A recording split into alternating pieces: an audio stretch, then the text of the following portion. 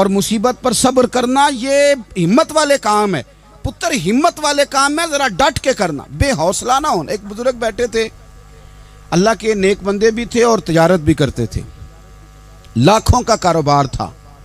बुजुर्ग बैठे हुए हैं तो अचानक खबर मिली कि हजरत साहब पढ़ा रहे थे सबक, खबर मिली कि आपका वो जो एक जहाज था ना माल बरदार, वो जहाज आपका डूब गया पानी में। फरमाने लगे अल्हम्दुलिल्लाह। सबक पढ़ाते रहे, 2-4 घंटे गुजरे तो एक बंदा फिर आया, उसने आके कहा हुजूर मुबारक हो, वो जो जहाज डूबने वाली खबर थी वो गलत थी, वो जहाज आपका बिल्कुल ठीक ठाक है, लाखों रुपए बच गए। फरमाने लगे अल्हम्दुलिल्लाह। सबक उसी रूटीन से पढ़ाते रहे, पहली नुकसान की खबर आई तो फिर भी अल्हम्दुलिल्लाह, और दुख की खबर आई फिर भी अल्हम्दुलिल्लाह, सुख की आई तो फिर भी अल्हम्दुलिल्लाह। सबक अपनी रूटीन से पढ़ाते रहे, सफ़र जारी रहा, रुके नहीं। इख्तिताम हुआ तो तलबा कहने लगे हुजूर इतने बड़े नुकसान की खबर आई, जुमला ही कोई नहीं टूटा आपका, लफ्ज़ों के अंदर कहीं हमने उतार चढ़ाव नहीं देखा, हुजूर चेहरे पर कोई परेशानी नहीं, और फिर इतनी बड़ी खबर मिली खुशी की, कोई आपकी आंखों में रोशनी नहीं आई, कोई हमने आपका चेहरा बदलते नहीं देखा, मामला क्या है? तो फरमाने लगे मामला एक ही है, दुख भी रब की तरफ से है, सुख भी रब की तरफ से है।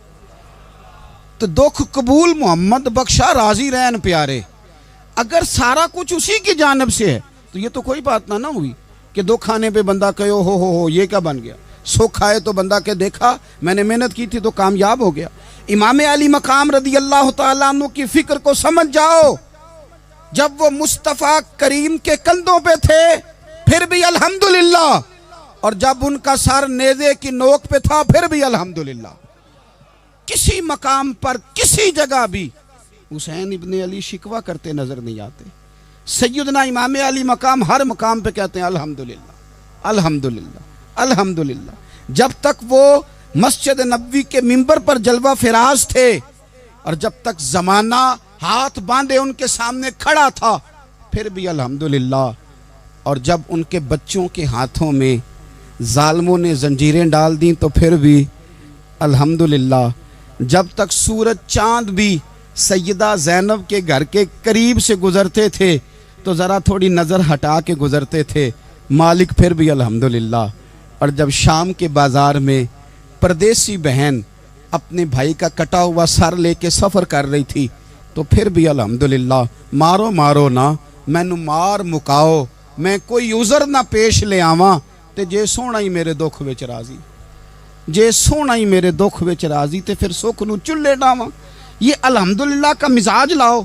ये रोज़ जो घर में लड़ाई करना, रोज़ इख्तलाफे राय की बात करना, रोज़ कभी किसी की गीबत करना, कभी किसी की करना, कभी किसी चौक में बैठ के शिकवा करना, कभी किसी चौक में बैठ के शिकवा करना, कभी कहना कि फलां जगह में नाकाम हो गया, फलां की वजह से हो गया। ये कुछ शेवा है मुसलमानी का? मुसलमान हर हाल में अल्लाह की तस्बीह पढ़ता है, मुसलमान हर हाल में अपने रब को याद करता है। वो कहता है बहार हो के खिज़ां ला इलाहा इल्लल्लाह, खुदी का सिर्रे नेहा ला इलाहा इल्लल्लाह, खुदी का तेग फुसा ला इलाहा इल्लल्लाह। और अगरचे बुत हैं जमात की आस्तीनों में, अगरचे बुत हैं जमात की आस्तीनों में, पर मेरी मजबूरी है ना, मुझे है हुक्म अज़ां ला इलाहा इल्लल्लाह। अपनी ड्यूटी करता है वो अपने काम लगा रहता है। आप कभी पलट कर मेरे रसूल पाक सल्लल्लाहु ताला अलैहि वसल्लम की खूबसूरत ज़िंदगी को देखें ना, खूबसूरत ज़िंदगी को। मैं क्या करूं, हमारे मिजाजों में बातें ऐसी आती जा रही हैं, हम इंतज़ार करने को तैयार ही नहीं। अभी मेहनत किया तो शाम को रिज़ल्ट आना चाहिए। जो पूरी 5 दिन नमाज पढ़ लेता है वो कहता है अभी मैं वली नहीं बना, इतने दिन हो गए नमाज पढ़ते। जो पूरा 40 दिन प्रॉपर तरीके से दरूद पाक पढ़ लेता है वो कहता है देखो मुझे अभी तक ज़ियारत ही नहीं हुई नबी पाक सल्लल्लाहु अलैहि वसल्लम। जो अभी कल आया है और कल अभी उस शख्स ने आकर के शुरू किया है सिलसिला, तो कहता ओहो मेरा मार्फत वालों में नाम कब आएगा। वो भाई लोगों की ज़िंदगियाँ गुजर गई, लोगों के अहवाल गुजर गए। मैं बैठा था बुजुर्गों की खिदमत में, तो एक शख्स ने आके कहा हुजूर मैं आपके लिए सलाम लाया हूँ फलां अजीम हस्ती का। तो हजरत साहब ने उसको थपकी दी, फरमाने लगे पुत्र मैं इन्ने जोगा नहीं, तेनू कोई भुलेखा लग गया है, मैं बदकार पुराना खादम, ओ मैं नहीं इस काबिल यार, ये तुझे गलती लग गई है, मुझे तो अपने अमाल का पता है, मैं मौजूद था और साहिब इल्म व फजल बंदे के पास था। कहने लगे पुत्र मैं नहीं इस काबिल, मेहरबानी करना तू मेरे लिए दुआ कर, अल्लाह ताला मेरे ऊपर रहमत कर दे और कोई रास्ता खुल जाए। और सज्जनों सुनो, हजरत उमर फारूक जैसा बंदा, मेरे रसूल पाक सल्लल्लाहु अलैहि वसल्लम के गुलामों में मौला अली शेर खुदा का मर्तबा कौन जान सकता है? हजरत अली कहा करते थे मेरा दिल करता है उस तरह के आमाल लेके अल्लाह की बारगाह में जाऊं जो आमाल सैयदना फारूक आजम के हैं।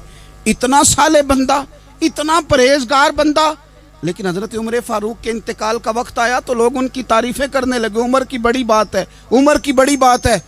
तो हजरत उमर रो पड़े, फरमाने लगे मेरे लिए दुआ करो, मुझे दर्जा कोई भी ना मिले, बस मेरियां नेकियां और बदियां बराबर बराबर हो जाएं, मैं माफ कर दिया जाऊं, नेकी और बदी बराबर बराबर हो, छोड़ दिया जाऊं। दर्जों का तो मामला बड़ा आगे का है, इतनी जल्दी, इतनी स्पीड, इतनी हमें जल्द फटाफट हो जाए, सवेरे हो जाए। आप अपनी जद्दोजहद तो करें, आप थोड़ा पलट के तो देखें। आप देखें कि लोग मैदानों में रहे, मैदानों में रहे, हजरत खालिद बिन वलीद मैदान में रहे, हजरत साद बिन अबी वकास मैदान में रहे, हजरत सैयदना अबू उबैदा बिन जर्रा मैदान में रहे। ये लोग हमेशा मैदानों में रहे, अपनी अपनी ड्यूटी करके चले गए। इस्लाम फैलता रहा, अपनी अपनी तरतीब से आगे जाता रहा, अपने अपने रंग में अल्लाह ताला लोगों को दीन की समझ अता करता रहा। जल्दी बड़ी है, बहुत जल्दी है, शार्ट दरवाज़ा चाहिए, सब्र ही कोई नहीं, इस्तिकामत ही कोई नहीं, फटाफट हो जाए। बहुत सारे लोग आके कहते हैं हजरत साहब नमाज तो पढ़ने लगा हूँ, रोज़ा तो रखने लगा हूँ, दाढ़ी भी मैंने रख ली है और आपके पास भी आता हूँ, अब कोई निगाह कर देना।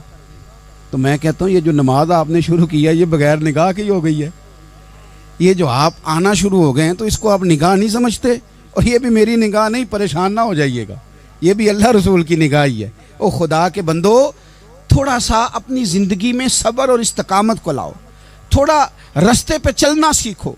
और मैं आपको एक बात अर्ज करूं, हमारे सूफिया ने एक बारीक नुक्ता भी बयान किया।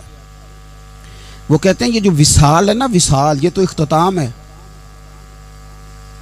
मुलाकात तो फना है, जो मिल गया वो तो गया, जिसकी मुलाकात हो गई वो तो गए थे ना जनाब मूसा मिलने, फिर क्या हुआ था? जिसकी मुलाकात हो गई वो तो गया। असल काम क्या है? असल काम उसके रास्ते में रहना है। असल काम तो ये है कि तू उस रास्ते पे है कि नहीं, जिस रास्ते पे तुझे खड़ा किया था, उन राहों का तू मुसाफिर है कि नहीं, तू नक्शे कदम तलाश कर, नक्शे कदम। एक शायर सीरत निगार भी थे, समझ लें उन्होंने सीरत निगारों को भी देखा, उशाक को भी देखा, रसूलुल्लाह के गुलामों को दीन की नौकरी करते भी देखा, 40-40 साल हदीसें पढ़ाते भी देखा, नबी पाक के नाम पे गली गली नगर नगर जाते आते भी देखा, हुजूर सल्लल्लाहु अलैहि वसल्लम की बातें करते देखा। तो किसी ने उनसे पूछा हुजूर तक रसाई भी हुई है? तो वो सरकार की बारगाह में मुखातब होकर कहने लगे तेरी मेराज, कि तू जाने कहाँ तक पहुँचा। या रसूलल्लाह मेराज की रात आप कहाँ तक गए? कोई पता नहीं। कहने लगे वो तेरी मेराज कि तू जाने कहाँ तक पहुँचा, और मेरी मेराज कि मैं तेरे खाके कदम तक पहुँचा। मेरे लिए तो इतना काफ़ी है कि महबूब वो जो तेरे कदमों से कभी गर्द लगती थी मदीने की, अगर मैं वहाँ तक चला जाऊँ तो मेरी तो मेराज हो गई, मेरा तो मामला हल हो गया, मैं यहाँ तक आ गया तो ख़त्म हो गई बात। थोड़ा सफ़र करें। एक तो ये देखें आप कि आप कितने भी बड़े हैं, कितने भी अजीम हैं, कितने भी लायक हैं, कितने भी नेक हैं, फिर भी आजमाइश ज़िंदगी का हुसन है। मैं मुसाफिर हूँ, कुछ ज़िंदगी के 11-12 साल हो गए मुझे सड़कों पे वक्त गुजारते, तो मैं बहुत सारे लोगों से मैंने बड़ा कुछ सीखा है। मेरी जो गाड़ी चलाने वाले लोग हैं उनसे भी मैंने बड़ा कुछ सीखा है। एक मेरा दोस्त था, तो मैंने उससे कहा कि मेरा ख्याल है मोटरवे पे आपको गाड़ी चढ़ा दी जाए तो आपके लिए आसान है। तो कहने लगा पीर साहब है मोटरवे औखी जे चलानी। मैंने कहा वो किस तरह? वो कहने लगे कि मोटरवे पे ना गाड़ी, चूँकि ना कोई स्पीड ब्रेकर है, ना मोटरवे पे कोई चिंगची वाला आगे आता है, ना ज़्यादा रश होता है, तो सीधी सीधी चलाते रहते हैं तो नींद आने लग जाती है। अगर बार बार आए ना स्पीड ब्रेकर और बार बार ब्रेक लगे तो आंख ज़रा खुली रहती है। तो मुझे मसला समझ में आ गया। मैंने कहा इसका मतलब ये है इसका माना यह है कि जिनकी ज़िंदगी बिल्कुल सुखों में गुजरती रहती है ना, आराम पसंद हो जाते हैं। जिनकी ज़िंदगी बिल्कुल आसानियों में बीती है वो आराम पसंद हो जाते। और अगर कभी कभी स्पीड ब्रेकर भी आए, कभी को दुख भी देखना पड़े, कभी कोई अपनों बेगानों की बात भी सुननी पड़े, कभी कोई करीब आता दूर जाता दिखाई भी दे, कभी कोई बीमारी तंदुरुस्ती, ये हालात बदलते रहें, दिन तब्दील होते रहें, तो फिर लुत्फ बड़ा आता है, फिर मज़ा बड़ा आता है। वो किसी ने कहा था, लगा ना जदों मैदान अजल दा ते लोकी चोरां वांग सुधाए। किसी ने लुट ली इलम जवानी, किसे हासे चोली पाए। आजम वेख जहालत साडी, असी इश्क खरीद ले आए। वेख ना जहालत साडी, असी इश्क खरीद ले आए। और फिर कहने लगे, किसे दे सिर दस्तारे इमामत, उस इलम पढ़ावन सीखिया है, ते किसे ने पहने है फकर दा चोगा, उस जुहद कमावन सीखिया है।